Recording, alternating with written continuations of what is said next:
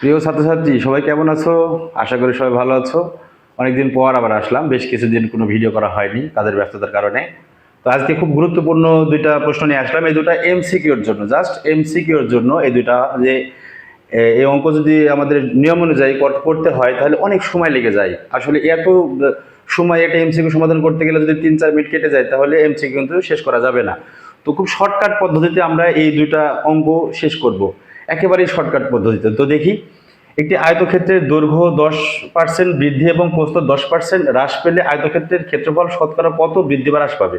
অর্থাৎ আয়তক্ষেত্র আছে, আয়তক্ষেত্রের যদি দৈর্ঘ্য 10% বৃদ্ধি পায় এবং প্রস্থ যদি 10% হ্রাস পায় তাহলে আয়তক্ষেত্রের ক্ষেত্রফল শতকরা কত বৃদ্ধি বা হ্রাস পাবে? এটা সিলেট বোর্ড 2020-এ এসেছে।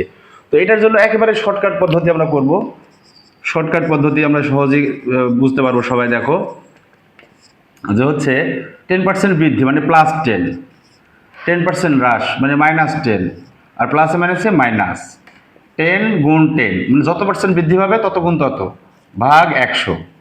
এটা কোনো গণিতের নিয়ম না, এমনি শর্টকাট পদ্ধতি সহজে সমাধান করার জন্য আর কি। তো এই শূন্য এই শূন্য কাটা, এই শূন্য এই শূন্য কাটা, তাহলে 10 থেকে 10 বাদ দিলে থাকে 0, আর এখানে থাকে -1, তার মানে -1 মাইনাস যদি আসে তার মানে হ্রাস পেয়েছে, তাহলে 1% হ্রাস পেয়েছে। ঠিক আছে, আবার বলছি সুবিধার জন্য যে বৃদ্ধি পেলে প্লাস আর হ্রাস পেলে মাইনাস। যেহেতু বৃদ্ধি পেয়েছে প্লাস, আবার 10% হ্রাস পেয়েছে মাইনাস, একটা প্লাস একটা মাইনাসের জন্য প্লাস মাইনাসে মাইনাস A10 × A10/100। এখন এই 2 শূন্য কাটা গেলে 10 থেকে 10 বিয়োগ করলে 0 হয়, আর এখান থেকে -1, মাইনাস মানে হ্রাস পেয়েছে, তার মানে 1% হ্রাস পেয়েছে।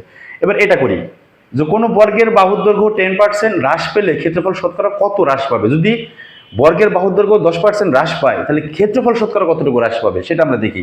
এটা দিনাজপুর বোর্ড 2024-এ এসেছে, কুমিল্লা বোর্ড 2020-এ এসেছে। অনেক গুরুত্বপূর্ণ একটা প্রশ্ন, এরকম অনেকবার এসেছে, আমি দেখলাম আরও একটু সংখ্যা চেঞ্জ করে দেখলাম আরও অনেকবার এসেছে। এটা সমাধান করি। সমাধান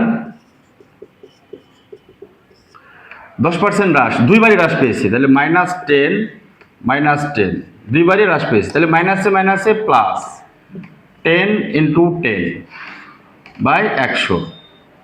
তো এই শূন্য এই শূন্য এই শূন্য এই শূন্য কাটা, তাহলে -10 -20 +1, -20 থেকে 1 বিয়োগ করলে থাকে -19। যেহেতু মাইনাস এসেছে তার মানে 19% হ্রাস পেয়েছে। মাইনাস আসলেই হ্রাস হবে, তার মানে খুব সহজেই বুঝতে পারছো। যদি বুঝতে না পারো তাহলে আবার দেখো, যদি কোনো প্রশ্ন থাকে তাহলে কমেন্ট করতে পারো। আমার মনে হয় খুব শর্টকাট পদ্ধতি, খুব সহজেই সমাধান করতে পারবা। তো ঠিক আছে, ধন্যবাদ সবাইকে, ভালো থাকো।